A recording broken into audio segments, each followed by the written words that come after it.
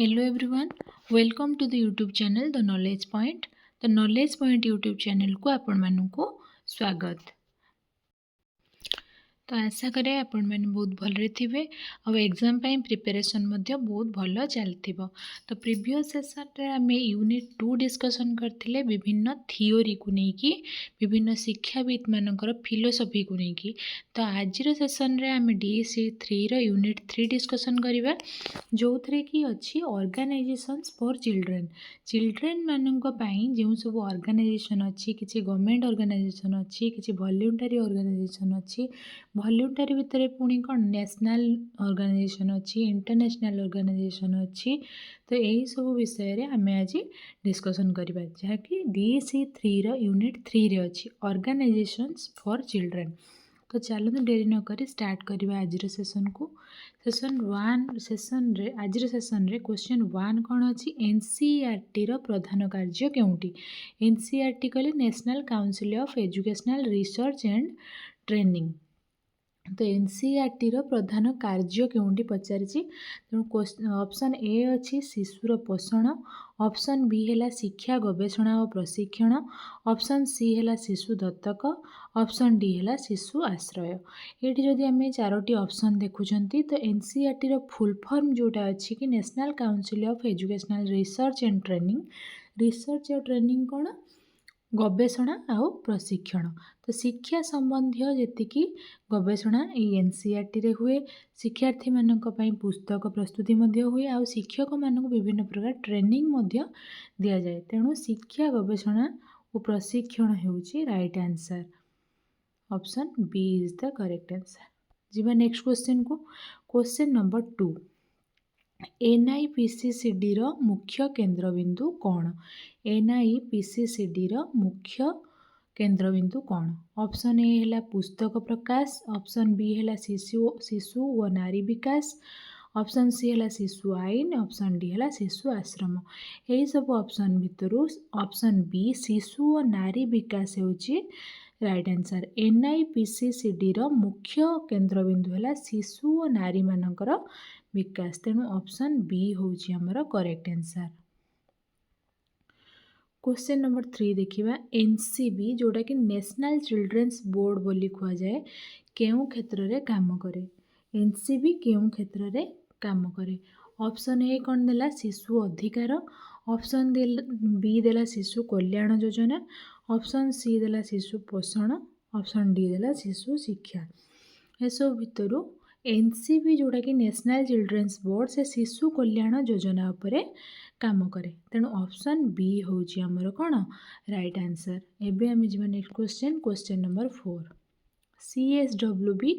जोटा कि central social welfare board बोली आमे कहंती ता केउ प्रकार संस्था। ऑप्शन ए है स्वइच्छिक जोटा कि वॉलंटरी बोली मु कहउतिली, ऑप्शन बी अंतर्जातीय बा इंटरनेशनल, ऑप्शन सी सरकारी बा गवर्नमेंट, ऑप्शन डी बेसरकारी बा प्राइवेट। एटा को प्रकार संस्था सीएसडब्ल्यूबी एटा होची गोटे सरकारी संस्था अटे। तेणु ऑप्शन सी होची हमर कोन राइट आंसर। जदि ये जो 4 प्रकार संस्था विषय रे आमे पढ़िले ये 4टी जाक होची गवर्नमेंट संस्था। कोटा कोटा सीएसडब्ल्यूबी आओ एनसीबी, एनआईपीसीसीडी आउ एनसीईआरटी यही 4टी होची हमर कोन गवर्नमेंट ऑर्गेनाइजेशन। आउ या बाद आउ जहाँ ऑप्शन ले आसीबो से सब कोन वॉलंटरी ऑर्गेनाइजेशन बोली कहि परिबो। यही 4टी केवल एनसीईआरटी आ कोन हैला सीडब्ल्यूएसबी, सीएसडब्ल्यूबी आउट एनसीबी आउट हैला एनआईपीसीसीडी। यही 4टी होची हमर गवर्नमेंट ऑर्गेनाइजेशन।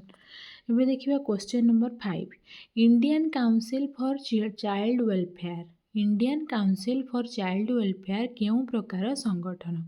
ऑप्शन ए देखिबा सरकारी, ऑप्शन बी स्वइच्छिक, ऑप्शन सी यूएन संस्था, ऑप्शन डी है बेसरकारी कंपनी। जदि ये आम देखुंती Indian council for child welfare हूँ गोटे स्वइच्छिक बा वॉलंटरी संगठन। तेणु ऑप्शन बी हूँ हमर करेक्ट आंसर। क्वेश्चन नंबर 6 देखिए मोबाइल क्रिचेस कहाँ पाई काम करे गोटे संस्था अच्छी जार ना है मोबाइल क्रिचेस से कहाँ पाई काम करे ऑप्शन ए है ग्रामीण शिशु ऑप्शन बी शहरी श्रमिक शिशु ऑप्शन सी है अपांग शिशु ऑप्शन डी है अनाथ शिशु जदि ये आम ऑप्शन बी देखुं शहरी श्रमिक शिशु हूँ करेक्ट आंसर सहर में काम करने जो लेबर मैंने जाती तो तांकर जो पिला माने रहिले बापा माँ काम करने को पलैगला पिला कौन कर से घरे बसे तेणु ताकू नहीं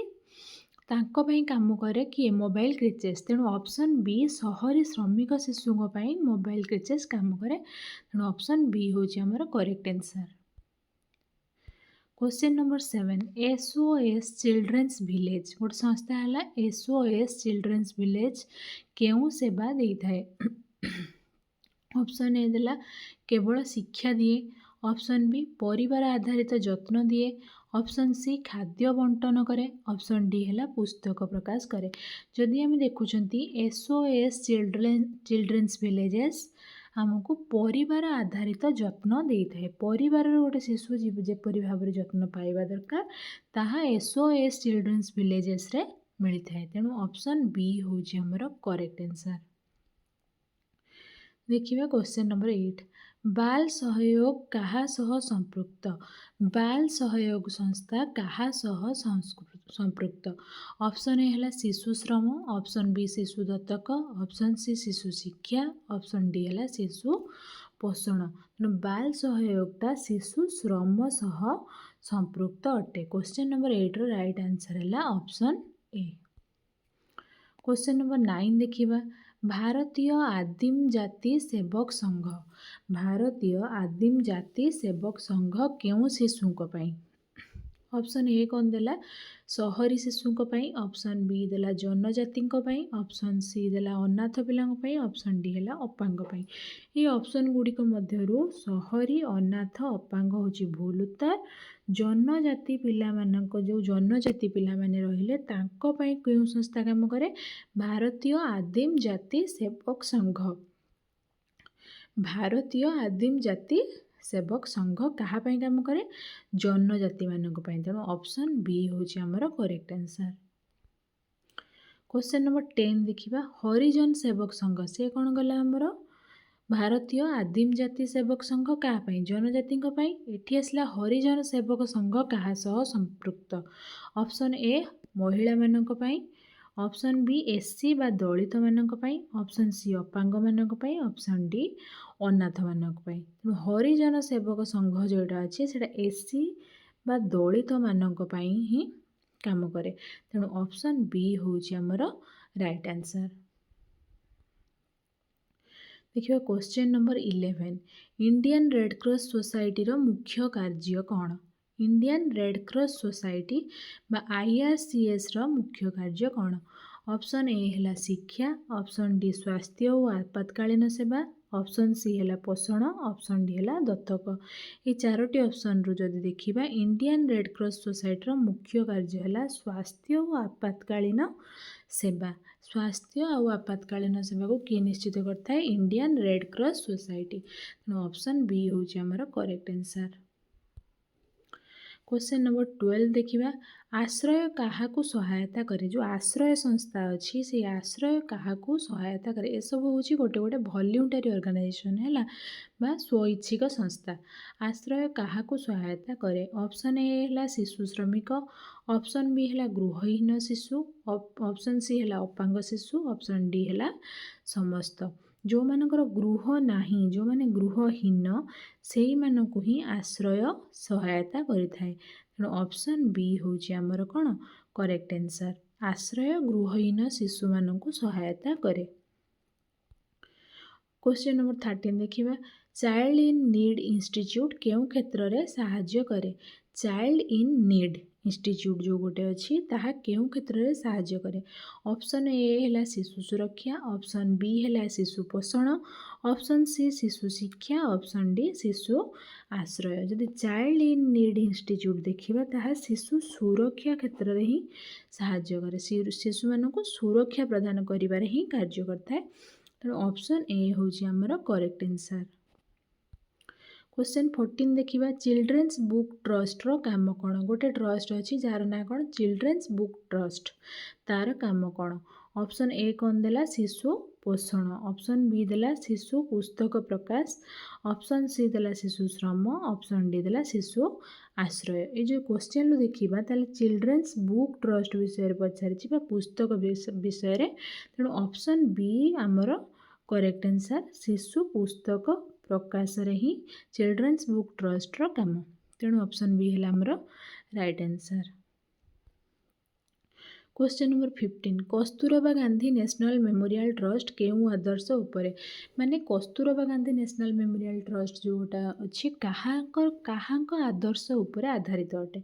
ऑप्शन ए है Nehru option B Gandhi option C Tagore option D Ambedkar आम जो देखा कस्तूरबा कहार स्त्री गांधीजी ही स्त्री तेणु Kasturba Gandhi national memorial trust Gandhiji आदर्श उपरे ही होती तेणु ऑप्शन बी हूँ आमर correct answer. Question number 16 Ruchika प्रकल्प क्या सह संपृक्त गोटे प्रकल्प अच्छी गोटे प्रोजेक्ट जार ना है रुचिका प्रकल्प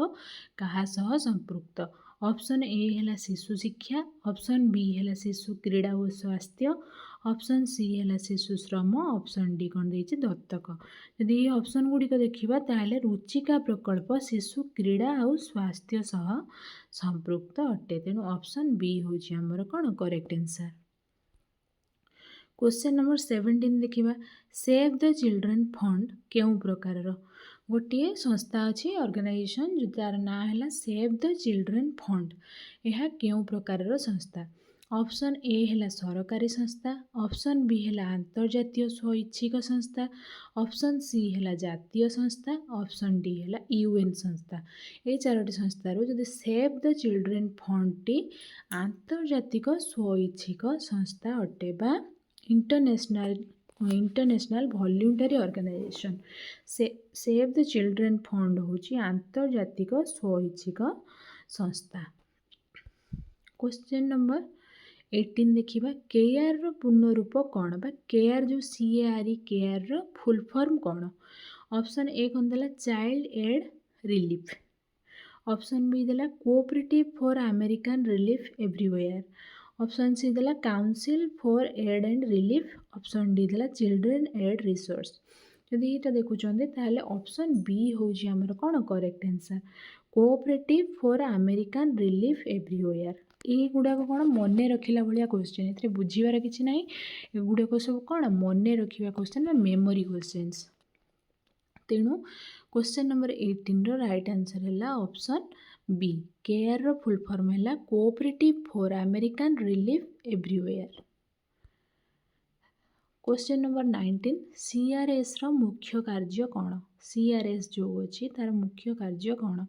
ऑप्शन ए है धार्मिक प्रचार ऑप्शन बी है मानसिक सहायता ऑप्शन सी है शिक्षा ऑप्शन डी है दत्तक ये चारोटी ऑप्शन मध्यरु CRS रो मुख्य कार्य कौन CRS रो मुख्य कार्य होची मानविक सहायता तेणु ऑप्शन बी हूँ आमर करेक्ट आंसर। आ ये सबूर फुल फॉर्म आपन टिके बही देखिकी सबूर फुल फॉर्म गुड़ी मन रखिथे बहुत सारा फुल फॉर्म क्वेश्चन आसबार भी चांसेस अच्छे। क्वेश्चन नंबर 20 जदि देखा यूनिसेफ केउ यूएन एजेंसी यूएन एजेंसी रो गोटे संस्था है कौन यूनिसेफ यूनिसेफ केउ UN agency Pachar option A है खाद्य ऑप्शन बी स्वास्थ्य ऑप्शन सी शिशु ऑप्शन डी है शिक्षा एसबू मध्य यूनिसेफटा हूँ शिशुर यूएन एजेंसी शिशु संबंधी यूएन एजेंसी तेणु क्वेश्चन नंबर 20 रो राइट आंसर है option C. Question number 21 WHO रो मुख्य लक्ष्य कौन माने वर्ल्ड हेल्थ ऑर्गेनाइजेशन बा WHO रो मुख्य लक्ष्य कौन जेहेतु मुझे फुल फॉर्म कही सारे ऑलरेडी वर्ल्ड हेल्थ ऑर्गेनाइजेशन तेणु ऑप्शन ए देखा शिशु शिक्षा ऑप्शन बी विश्व स्वास्थ्य ऑप्शन सी खाद्य ऑप्शन डी दत्तक तेणु यहाँ वर्ल्ड हेल्थ ऑर्गेनाइजेशन विश्व स्वास्थ्य यार हूँ मुख्य लक्ष्य कौन विश्वजनित स्वास्थ्य ऑप्शन बी हूँ आमर करेक्ट आंसर। क्वेश्चन नंबर 22 सरकारी संस्था केउंटी ऑप्शन ए देला SOS option B NCERT option C देला CRE बा केआर ऑप्शन डी है SCF मु फास्ट रू कही आसती गवर्नमेंट ऑर्गेनाइजेशन जोटा चाइल्ड मान क्षेत्र में कम कर केवल 4टी अच्छी कौटा NCERT आउ कौन कही 4टा जाक मन अच्छी ना फास्ट क्वेश्चन जो क्वेश्चन नंबर 1 2 3 एंड 4 रे थिला 4टी ही ऑर्गेनाइजेशन थिला प्रथमटी कौन NCERT द्वितीय थिला NIPCCD तृतीय थिला CW ना CSWB आउ गोटे है कौन सॉरी NCB ये 4टी हूँ सरकारी संस्था ताकू छाड़देले आउ जेतिकी रहिले से सब कौन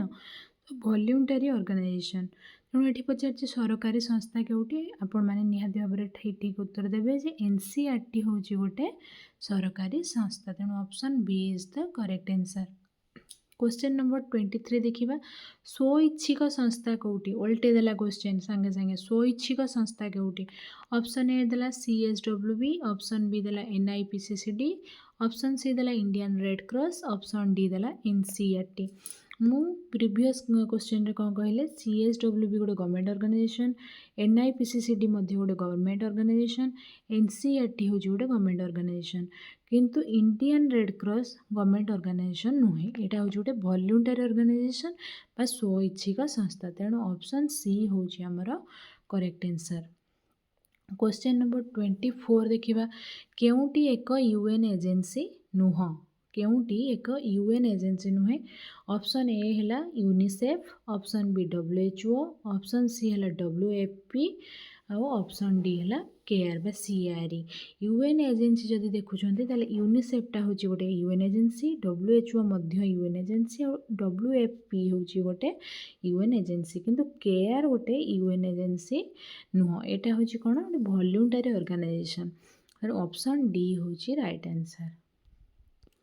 क्वेश्चन नंबर 25 जदि देखिबा जातीय स्वइच्छिक संस्था केउटी बा नेशनल वॉल्यूंटरी ऑर्गेनाइजेशन केउटी ऑप्शन ए है कौन SOS option B ICCW option C UNICEF option D है कौन WHO एसो मध्यरु जातीय स्वइच्छिक संस्था केउटी जातीय स्वइच्छिक संस्था है ICCW हूँ एक जातीय स्वइच्छिक संस्था बा नेशनल वॉल्यूंटरी ऑर्गेनाइजेशन तेणु ऑप्शन बी है आमर राइट आंसर तेणु एथि सहित आज सेसन टी एठी सरी विभिन्न प्रकार ऑर्गेनाइजेशन विषय आम ये डिस्कसन करछंती तेणु जदि आपन को ये वीडियोटी भल लगी थाए ताले निहाती भाव में लाइक करेंगे वीडियो को आउ चैनल को सब्सक्राइब करदेवे।